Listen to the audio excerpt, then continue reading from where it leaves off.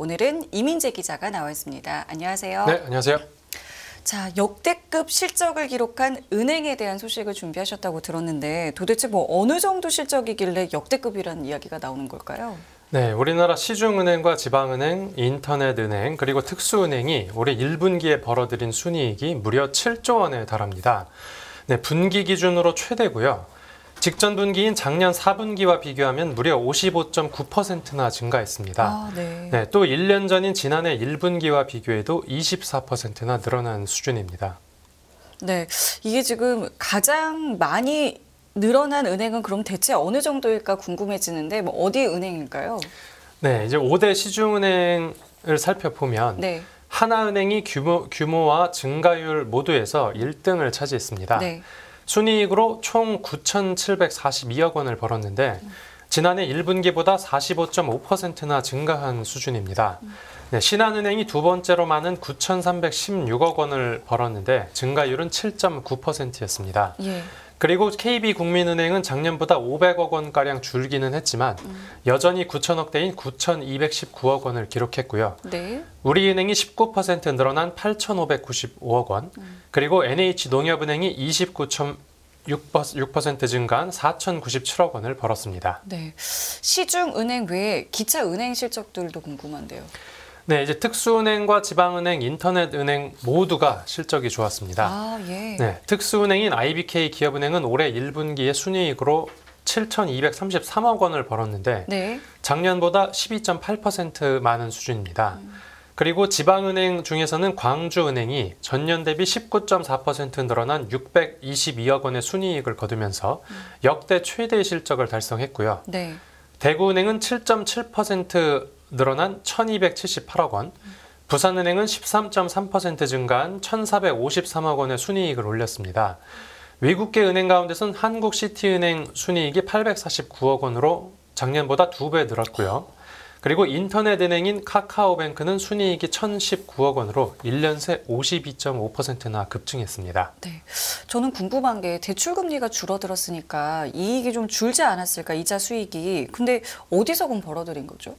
네, 맞습니다. 이 금융당국이 은행권의 대출금리 인하를 압박하면서 네. 이자 이익이 직전 분기 대비로 소폭 줄어들기는 했습니다. 네. 네, 하지만 영업 외손익과 비이자 이익으로 감소분을 상쇄하면서 순이익이 늘어날 수 있었습니다. 네. 이 영업 외손익으로는 배당 수익 증가 등으로 5천억 원을 벌었습니다. 이 직전 분기에 6천억 원의 손실을 본 것과 대비되는 부분이고요. 네. 또 비이자 이익 가운데선 채권과 주식 등 유가증권 관련 이익이 시장금리 하락 영향으로 1조 4천억 원 늘었습니다. 네, 또 이자 이익이 직전 분기 대비로는 조금 줄었다고 해도 네. 1년 전과 비교하면 아직 훨씬 많은데요. 이 올해 1분기 이자 이익으로 번 돈이 14조 7천억 원인데 지난해 1분기에 벌어들인 12조 6천억 원보다 약 17%가량 많은 수준입니다. 네. 보험사는 어때요? 보험사는 분위기가 어땠습니까? 네, 이제 보험사도 은행과 함께 같이 웃었다고 볼 수 있는데요. 아, 네. 네, 보험회사들도 실손보험료를 올려온 데 더해서 이제 올해 1분기에 새로 도입된 회계제도에 따라 그 회계제도에 따른 효과가 반영되면서 역대급 실적을 거뒀습니다. 네. 이 삼성화재가 올해 1분기에 6,133억 원으로 손해보험업계 빅5 회사들 중에서 가장 많은 순이익을 거뒀고요. 또 DB손해보험이 4,060억 원으로 뒤를 이었습니다. 네, 메리츠화재가 4천억 원대, 현대해상이 3천억 원대, KB손해보험이 2천억 원대 순으로 기록됐습니다.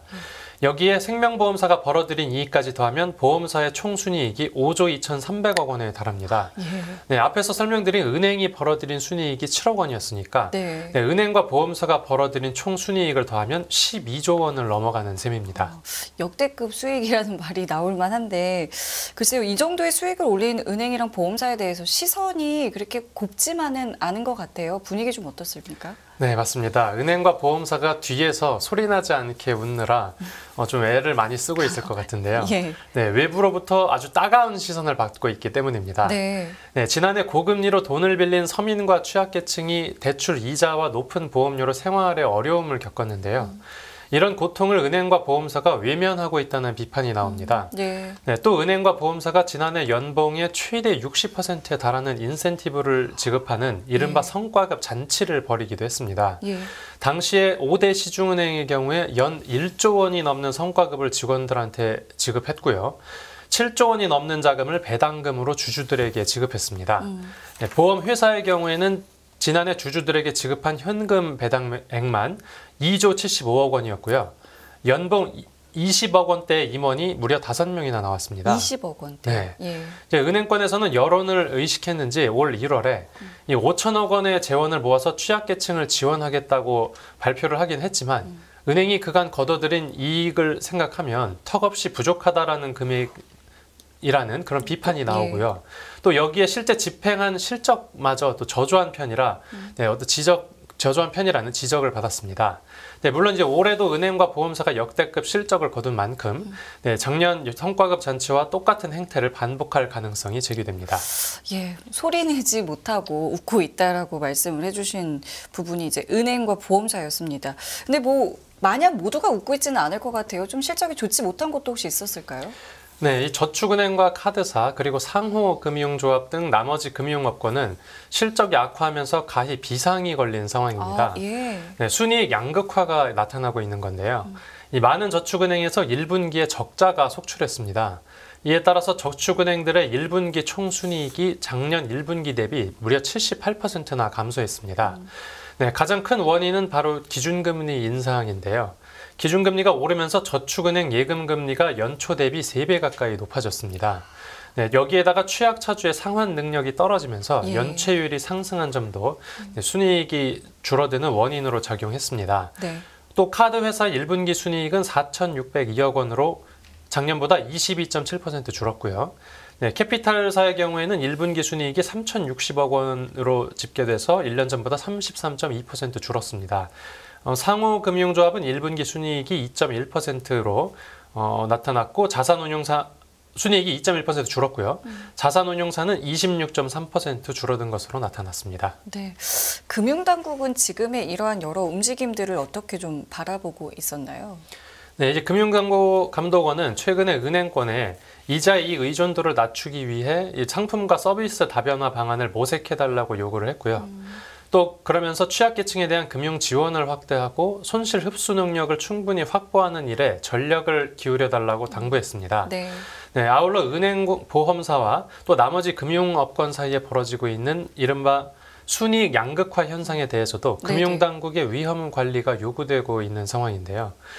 금융당국은 앞으로 닥칠 수 있는 금융시장 불안에 대비해서 이 은행과 보험업계가 손실 흡수 능력을 키우고 또 자본 건전성을 강화하라고 요구할 것으로 보입니다.